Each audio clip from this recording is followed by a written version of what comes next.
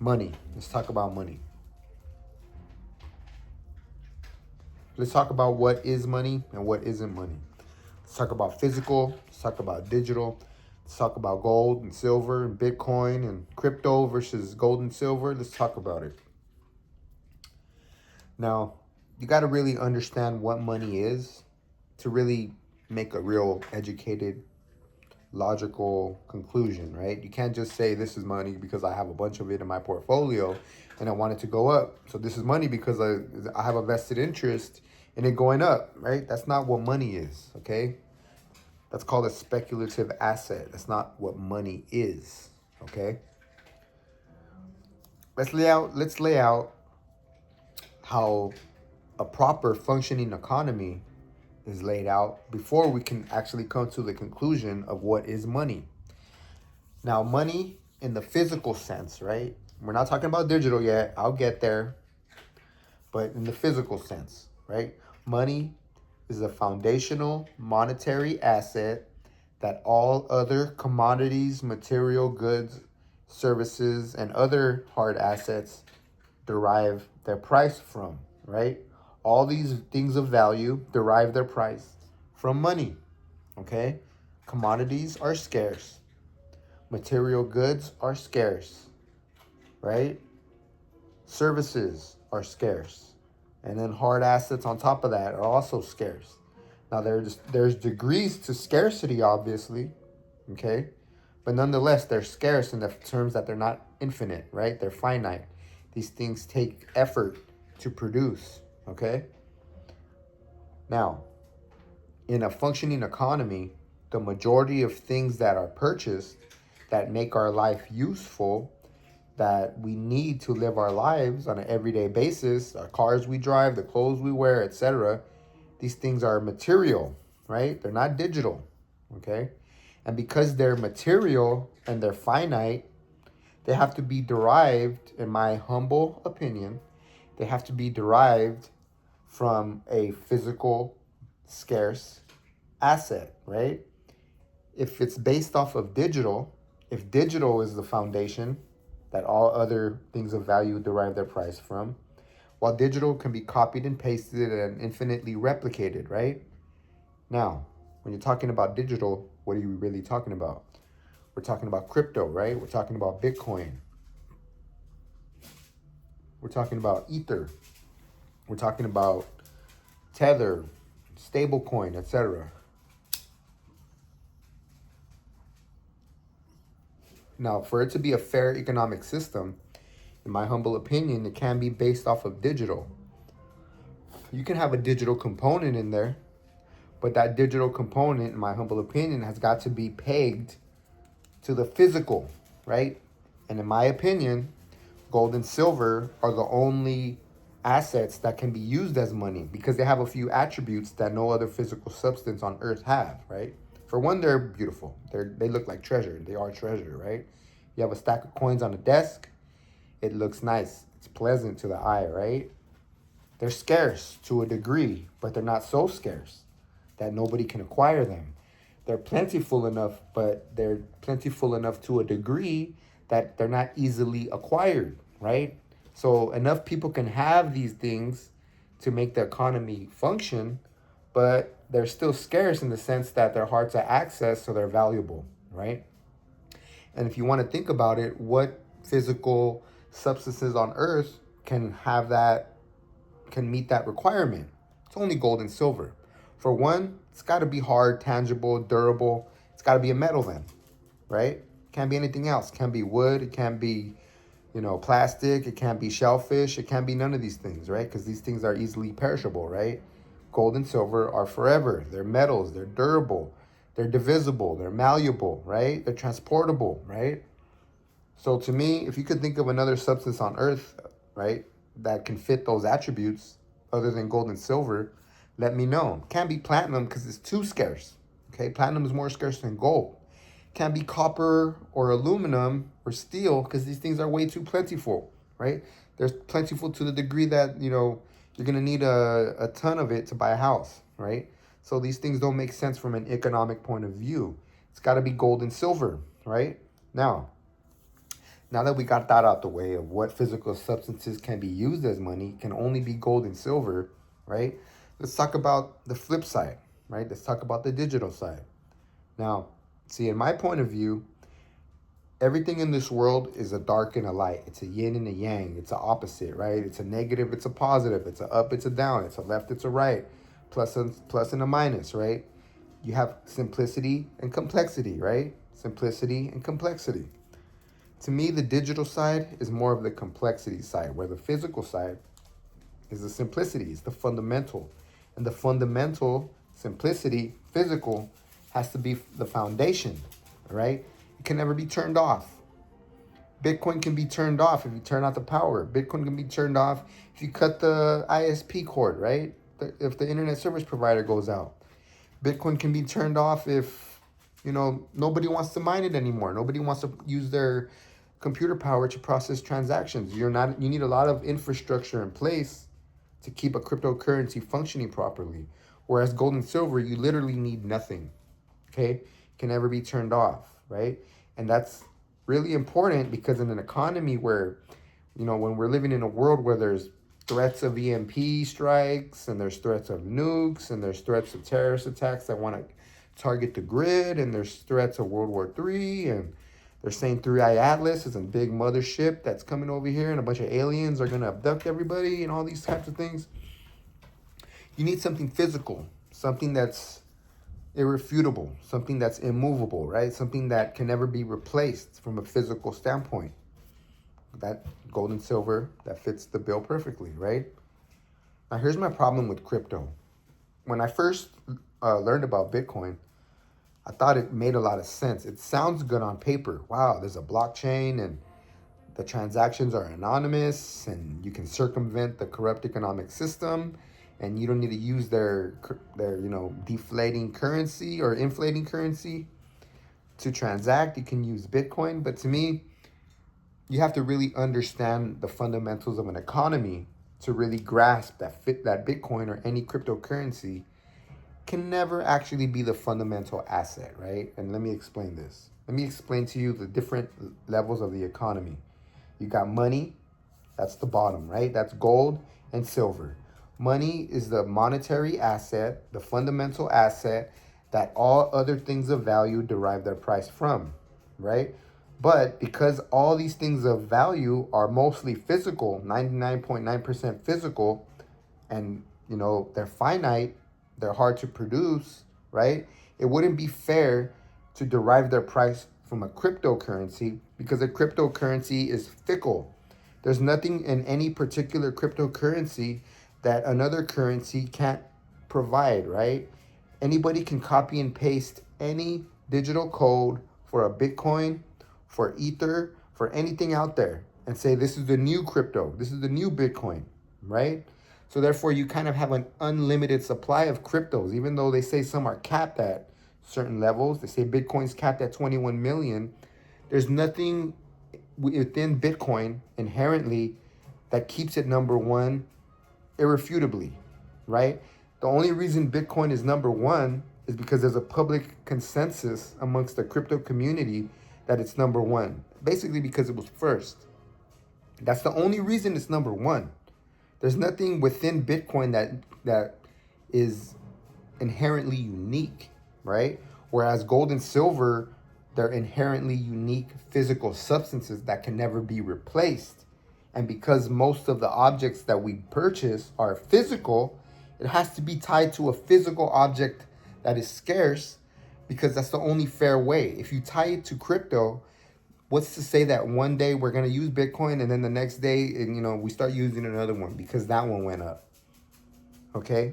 And it wouldn't be fair because all these people that actually produce the goods, produce the commodities, it wouldn't be fair that the price of the things that they produce are derived from assets that can be, replaced easily, right? Because remember also, here's another thing.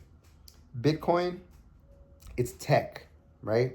Tech gets replaced. There's nothing within tech inherently that can't be upgraded. Do you really think that in 20, 30, 40, 50 years, we're still going to be talking about Bitcoin? Because Bitcoin has nothing inherently unique about it. because it can be replaced by any other crypto as long as the public consents to it. Whereas with gold and silver, even if the public were to consent to use something else, nothing else has the attributes that gold and silver had that I mentioned before, right? In terms of its scarcity, durability, etc. There's nothing physical that can replace those attributes, right? But with currency, with cryptocurrency, anything that one crypto can do, another one can do it. And if there isn't a crypto that can do it now, all it takes is a CTRL V. That's all it takes. So there's nothing inherently within any individual crypto that gives it uniqueness. And so in that sense, it's fickle based on the public consensus, right?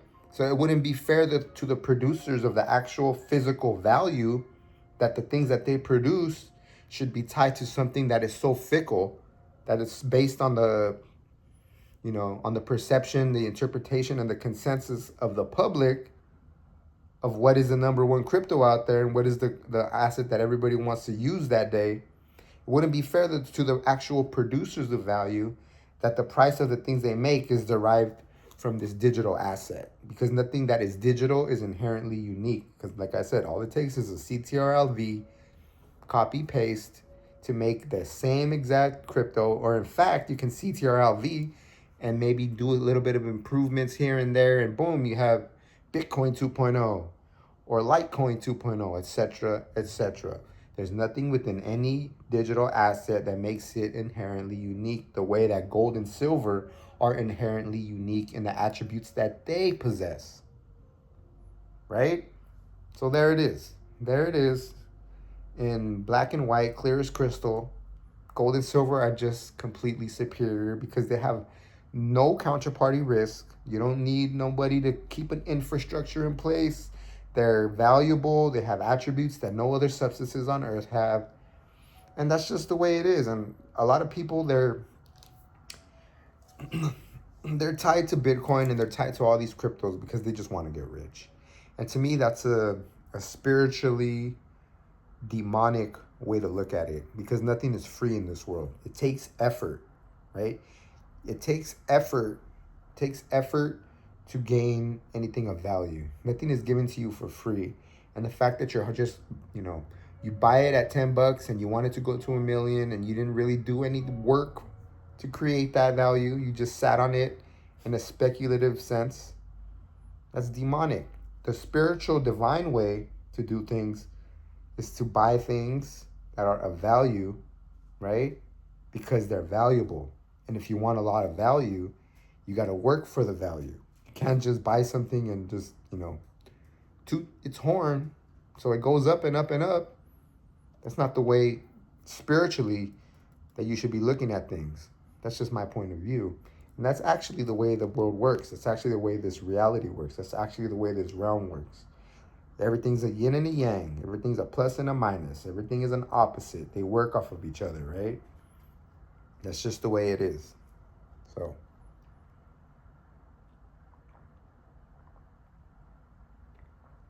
with Bitcoin,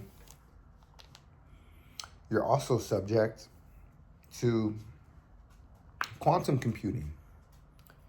Who's to say that, somebody might create a quantum computer in 10 years and just cracks everything. Just cracks anything digital. Anything digital can be cracked in the snap of a finger. It's digital, What quantum computer do you know is going to replace silver or gold? Not going to happen. It's not going to happen.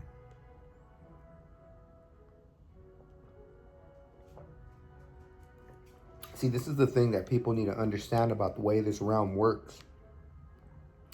All these patterns, they repeat within different systems, right? There's simplicity and then there's complexity.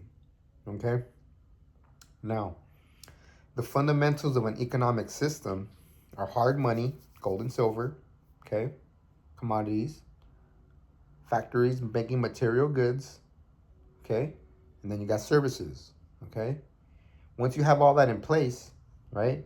Once you've got all the factories and the equipment to excavate commodities, and you've got places that provide services and such, Then you can start creating markets on top of it because you've perfected the fundamentals to such a degree that now you need to expand it a little bit, right? Shh. Be quiet. Fucking dog barks at everybody. Anyway, markets, stock markets, you know, bond markets, things in finance, insurance sector, things like that, right? Things that you need to sit down at the computer and move money around on the computer, and then you'll magically have more money. You didn't create anything of actual value, right? You made money, but you didn't make anything of value. Somebody like Patrick Bet-David, right? He made a lot of money selling insurance, right? But insurance and things of that nature, they don't really provide anything of value. They kind of do in the sense that, yes, you need insurance because if you get in an accident or whatever, you want to be able to make sure that you can afford to get a replacement for your car, etc., etc. But that is built upon the foundation, right? If you don't have a foundation, you don't have insurance. If you don't have a foundation, you don't have a stock market because the stock market is built off the foundation. So the stock market and the foundation, they have to expand within a certain they have to be close enough while they're expanding. You can't keep the fundamentals down here and keep just emphasizing on the complexity, meaning you can't have everybody sitting around at a computer trading stocks. Who's going to make the stuff? Who's going to make everything?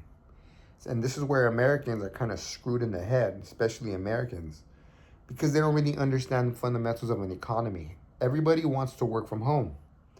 Everybody wants to sit at a computer, move numbers and type and move the mouse and click and blah, blah, blah. And then they want to get a paycheck. And then with that paycheck, they go around and they convert it to material goods. And that only works for one reason. It only works because America has the world reserve currency. When you think of the world reserve currency, you got to look at it as a free ride, right? The American government prints dollars, no sweat off their back. It didn't take any effort, okay? They ship those dollars to China, other parts of Asia, Latin America, and then they get material goods that actually took a lot of effort to produce, right? Now, once the US dollar collapses, and we're on the verge of that right now, this is why Trump actually went into Venezuela. This is the issue we have with Ukraine. It all comes down to money. It all comes down to the bankers, right? Once the US dollar collapses, and that's what is happening right now, which is why the dollar buys less and less, because less and less people are accepting the dollar. And if you look at it, if you look at China's exports, for example, China's exported 30% less to America this year, or last year, 2025, but it's actually gained in their total exports. Even though they're exporting 30% less to America, their overall exports went up. What does that tell you? That 30% less from America is going elsewhere. Now, what does that mean from a big picture? That means that the dollar, the marketplace of the dollar, because each currency is essentially a marketplace, right?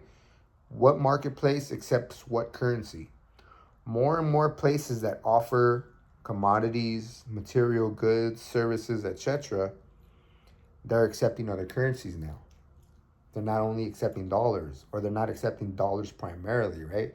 They might still accept dollars, but they're now accepting a lot of more other currencies, more and more. What happens? Those other currencies are gaining market share of the overall economy, and the dollar's shrinking. Now, what is the effect of that? The effect is the things that Americans buy, the amount of things that Americans buy go down and down.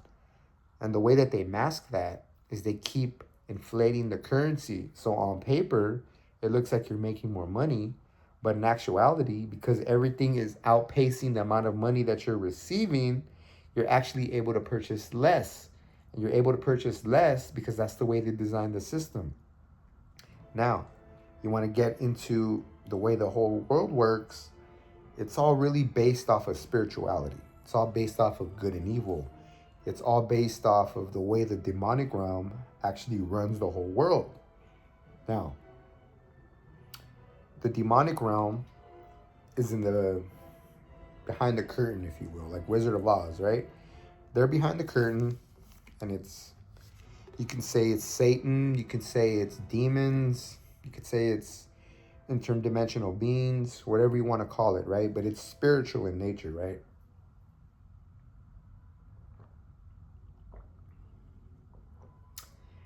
This demonic realm actually runs this entire planet, okay? And they have their puppets embedded within every single government on earth, every single one. It's not just America, even though America is the worst right now because it's the most powerful and it's the most infiltrated.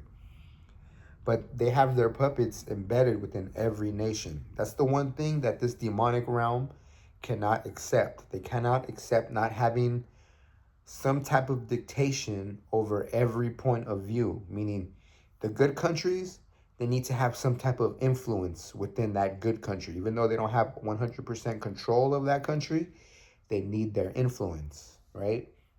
They can't have that good country operate 100% on their volition. They need to have some type of influence where they can kind of orient them in the direction that they need enough, right? And if they don't possess that, they'll assassinate somebody and put somebody in. They'll do everything that they can to gain as much control that they can, right? And since they operate behind the curtains, right? They operate, behind, the veil, so to speak. They've been doing this since the beginning of time, right? And this same group has always been here, right? And what they do is they operate like a virus. They move from country to country. They keep one block of countries dominant, right? Usually the ones that they keep dominant, initially they're spiritually divine, the people. Then slowly they start to corrupt the people. They implement their ideology, right? So they're going to start introducing feminism and pornography and devil type of music and just culturally things that are demeaning to the soul, right?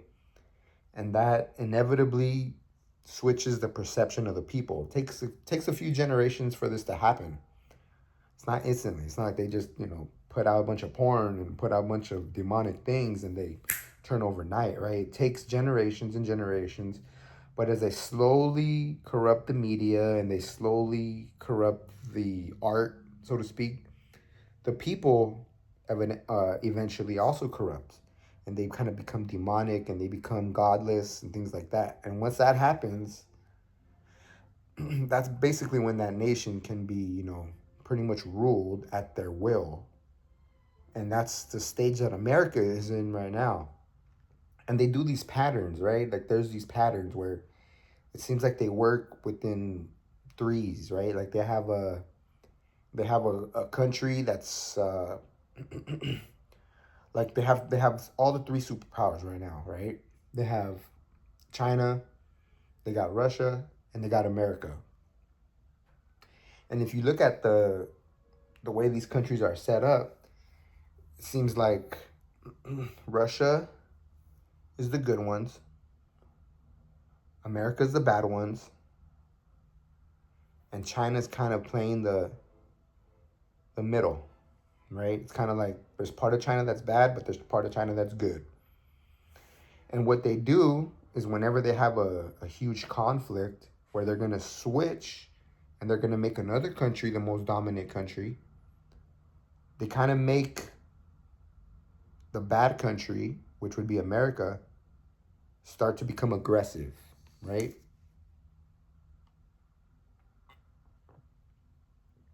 And this is what's happening right now. They make the bad country kind of overstep militarily, the same way they did with Rome and things like that. And they're making America basically become an imperialist empire, right? And what happens with this is that it's kind of in a spiritual way. It's kind of like America is provoking the good, right? It's not inherently bombing Russia or bombing China, but they're doing things that are provoking them, right? They're going to go in and take Venezuela. They're going to go and try to make Ukraine join NATO. And they're kind of forcing the lighter countries, so to speak, the countries that are not as evil as America, they're provoking them to start something. They're just poking them. They're provoking them. That's why they say poking the bear, right? And then once they do poke the bear and the bear bites back, they cry victim and they say, we're fighting for their freedom or whatever like that, you know? And it's like, what would America do if, let's say, a Russian led military alliance wanted to put Mexico in there and add Mexico as a member, put nuclear weapons on our border, right? In Mexico. What will we do? Would we do anything different than Putin? And that's the way people have to think, right? George Washington said, do not love or hate a nation because you become a slave, right? Don't align yourself with any entity that's human led, because humans are fallible, humans are corrupt. You got to understand what good and evil is inherently yourself and make your own decision without idols, without idolizing a person or idolizing a government or idolizing a country, being too fond of any country or hating the country too much. You got to understand, is the country that I live in and that I have allegiance with, what are they doing? And if the other country was doing what we're doing, what would we do if we were in that situation, right? And that's how you need to look at things. Is Russia doing anything different than America would do? And I think they're totally justified. What country wants an opposing military alliance to have nuclear weapons on their border? None. None. Nobody would accept that. No single superpower on earth would accept that. Not America, not China, and of course not Russia. And that's the way the world works. You got these demons that are operating in the background, and they put their embedded puppets, and they have puppets everywhere. And they run the world. And it's basically on us to make the right decision. It's kind of like, it goes back to the Garden of Eden, right? It's kind of like God put everything on earth that you need, right? All he said was, don't go to the tree of good and evil. Don't eat from the tree of knowledge of good and evil. That's all he asked, right? But he needed to put that boundary there because he needed a boundary, right? Because without a boundary that you could step that was not of God's will, you wouldn't really have free will. If everything on earth was good and you didn't have any opportunity to do evil, do you really have free will? You don't, right? You need to have at least one boundary to prove to God, right? And that's the kind of the same pattern that this is, right? It's kind of like there's a lot of things that is put before us that we inherently know is wrong, and it's up to us to make that decision that it's wrong, even though it hurts our ego and you kind of want to be aligned with America. But you got to understand that America is not in the right here. The reason we're doing all these things is because we have basically outsourced the fundamentals of an economy, right? Commodities, manufacturing goods, right? These things are the fundamentals of an economy. And if you don't have the fundamentals and the complexity on top of that, which is the markets and the fiat currency, once that starts to break down and you have no fundamentals to fall back on, what do? You steal from the countries that do have the fundamentals. You start wars with them because it's the only way you can survive, right? And that's basically what's happening here. You got to look at the big picture. You got to look at recurring patterns. And most people don't do that. They just, make their decision based off of ego or allegiance to a tribe, because every human wants to be part of a tribe. They don't want to be the odd one out, right? It's in our nature, right? Back in the day, if you weren't part of a tribe, you would be killed. So it's in our nature to want to follow a tribe, but it's on us to understand if we're doing good and evil, and not to accept if your tribe is doing evil. You have to speak up. There's enough things on earth that everybody can live in harmony. The entire world can live in harmony if we work together. Unfortunately, the demonic realm runs the whole show. And we can overtake it overnight if everybody decided to, you know what? We're going to change course and we're going to start doing things for the good. If you go into the military, you got to be educated about what's actually going on and what your military is actually doing. What would the other country that we're invading, what would they do if we were in that situation? What would we do if we were in that situation? Right? If we're going to go start a war with Russia, why? Because they invaded Ukraine? What would we do if Russia put nukes in Mexico? We would want to invade Mexico, right? Because we don't want any opposing military alliance to have nukes on our border. It's unacceptable, right? You got to look at things from a good and evil perspective, not from my tribe good, your tribe bad, right? Unfortunately, humans are wired all messed up. They don't have the foresight. They don't have the spiritual intelligence to be able to decipher these things, right? And that's the pattern we're in right now. God even said in Eden, he said, do not eat from the tree of knowledge of good and evil, because you aren't spiritually developed enough to understand evil yet, right? God was going to, when we were ready, raise our spirituality level to enough to a degree to where we could learn it without having to go through pain and suffering, right? But we overstepped, and that pattern has been reoccurring, right? And it's the same thing now. We have, because we did that, because we learned about evil too soon, we have technology that we're not spiritually developed enough to effectively yield without wiping ourselves out, right? We got nukes. We could wipe ourselves out. We're not spiritually developed enough to be able to properly yield those types of weapons. Because think about it. We're in war. We're about to start a world war. And you hear people like Trump, you hear him saying, what's wrong with using nukes? He said that in his first term. Putin threatened to use nukes in Ukraine if they keep overstepping certain boundaries. That's just rhetoric. Thoughts lead to rhetoric, lead to actions. We're already in the rhetoric stage. And more people got to speak up about these things. But it all starts with spirituality. Spirituality is the fundamentals, right? And if you don't understand spirituality, you don't really understand the way the economy works. You don't really understand the way the world works. Because, that's why they try to remove God from the public zeitgeist, right? They removed God because if you don't believe in God, you wouldn't believe in Satan. If everybody believed in God the way America did back 100, 200 years ago, we would understand that, this is all demonic, right?